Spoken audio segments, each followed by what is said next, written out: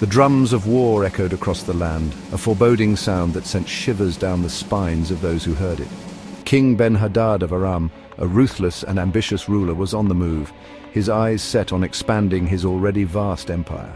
His target, Samaria, the capital of Israel, a city known for its strong fortifications and strategic importance. Ben-Hadad's army, a vast and fearsome force, marched with confidence, leaving a trail of fear and trembling in its wake. The soldiers, clad in armor, moved like a well-oiled machine. The shadow of war loomed large over the kingdom of Israel, casting a dark and ominous pall over the land. Samaria, perched on a hilltop, seemed impregnable. Its walls were high and its defenses strong, but Ben-Hadad was undeterred. He had conquered many cities, and Samaria would be no different. His past victories had made him overconfident. His pride, fueled by past victories, knew no bounds.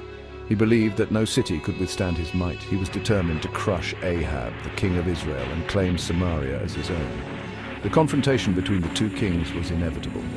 The fate of Israel hung in the balance as the two armies prepared for a battle that would decide the future of the region. Ben-Hadad sent messengers to Ahab. Their message was simple and brutal. "Surrender your silver and gold," they declared. "Your wives and children are mine." The king of Aram, drunk with power, offered no negotiation, no compromise. His demands were absolute. To defy him was to invite annihilation. Ahab, a man of peace, was taken aback by Ben-Hadad's arrogance. He had never seen such audacity. The demands were not just outrageous, but an insult to his kingdom and his God. He knew he had to respond, but how? Surrender was unthinkable, but could he risk the lives of his people in a hopeless war? Ahab summoned his elders, the wise men of his kingdom. They gathered in the palace, their faces etched with worry. The weight of Ben-Hadad's threat hung heavy in the air. Ahab laid bare the situation, his voice heavy with concern. "What shall we do?" he asked, his eyes searching their faces for answers. The elders, seasoned by experience, deliberated. Some argued for surrender. "Better to lose our possessions than our lives," they pleaded. Others, their voices trembling with fear, echoed their sentiment. But a few, their eyes burning with defiance, urged the king to stand firm. Ahab listened intently, his heart torn. He knew surrender would save lives, but at what cost? To bow to Ben-Hadad's demands was to admit defeat, to become a vassal in his own kingdom.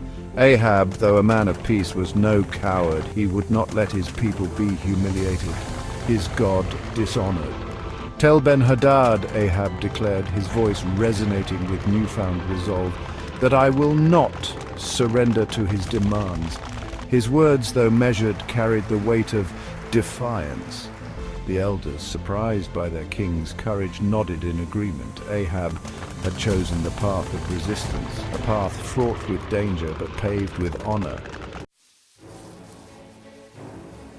Section 5. Words as weapons. Ben-Hadad, enraged by Ahab's defiance, sent back a chilling reply. His fury knew no bounds as he dictated his message. "May the dust of Samaria be too much for the people with me to carry away," he threatened. His words were not just a warning, but a promise of devastation. His words, laced with venom, painted a picture of utter destruction. The imagery was clear. Samaria would be reduced to rubble. He would not just conquer Samaria, he would obliterate it. The city would be left in ashes, a testament to his wrath. Ahab, unfazed by the threat, responded with a clever retort. His calm demeanor in the face of such hostility was remarkable. "Let him who puts on his armor not boast like him who takes it off," he declared. His words were a masterstroke, turning Ben-Hadad's arrogance against him. His words, a subtle jab at Ben-Hadad's arrogance, echoed through the halls of the palace. The message was clear. Confidence should be reserved for those who have proven their mettle. Ahab had refused to be intimidated. His resolve was unshakable, his spirit unyielding. He had met Ben-Hadad's threats with courage and wit. In the face of overwhelming odds, Ahab stood firm, a beacon of resilience and cleverness. Section 6. A Shepherd's Prophecy.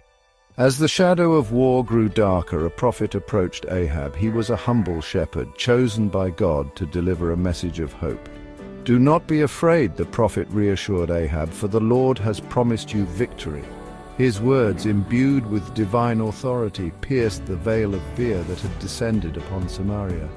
The prophet's message was clear and unambiguous. God would fight for Israel. He would deliver them from the hand of Ben-Hadad. Ahab, his spirits lifted by the prophecy, felt a surge of hope. He clung to the prophet's words as a drowning man clings to a lifeline. Section 7. David versus Goliath. Ahab, emboldened by the prophet's words, rallied his troops with newfound courage and determination. They were outnumbered, outmatched, and outgunned, facing an enemy that seemed invincible. But they had something that Ben-Hadad's army lacked, an unshakable faith in the God of Israel, a faith that gave them strength. They knew that victory did not depend on the size of the army, but on the power of the God they served, a power that transcended mere numbers. The stage was set for a clash of titans, a battle that would be remembered for generations. It was a classic David versus Goliath scenario, where the odds were heavily stacked against the underdog. On one side stood Ben-Hadad, the arrogant king, confident in his superior numbers and military might. On the other side stood Ahab, the underdog king, armed not with numbers but with faith and a divine promise from God. The fate of Israel hung in the balance as both armies prepared for a confrontation that would determine their future.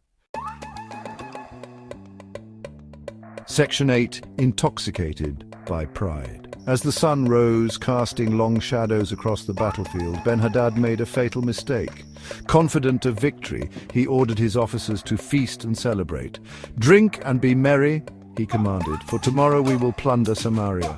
His arrogance had blinded him to the danger that lurked ahead. Ben-Hadad's soldiers, following their leader's example, abandoned themselves to revelry.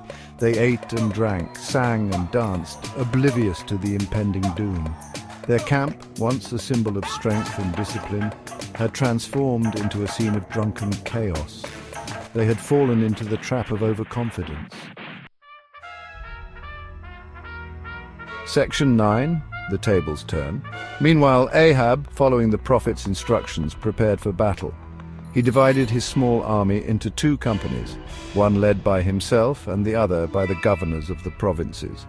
They marched towards Ben-Hadad's camp, their steps light, their hearts filled with a quiet confidence. The sight that greeted them was astonishing. Ben-Hadad's army, drunk and disorderly, lay scattered across the camp. The element of surprise was complete. Ahab, seizing the opportunity, ordered his men to attack. The Israelites, their spirits soaring, fell upon the unsuspecting Arameans. Section 10. A warning unheeded. The battle was short and decisive. The Arameans, caught off guard, were no match for the fury of the Israelite attack. They fled in disarray, leaving behind a trail of dead and wounded. Ben-Hadad, his dreams of conquest shattered, barely escaped with his life. The victory belonged to Israel. The prophet, however, cautioned Ahab against complacency. "Do not rejoice in your victory," he warned, "for Ben-Hadad will return." His words, a sobering reminder that the war was far from over, fell on deaf ears. Ahab, caught up in the euphoria of victory, ignored the prophet's warning. Section 11. The final stand.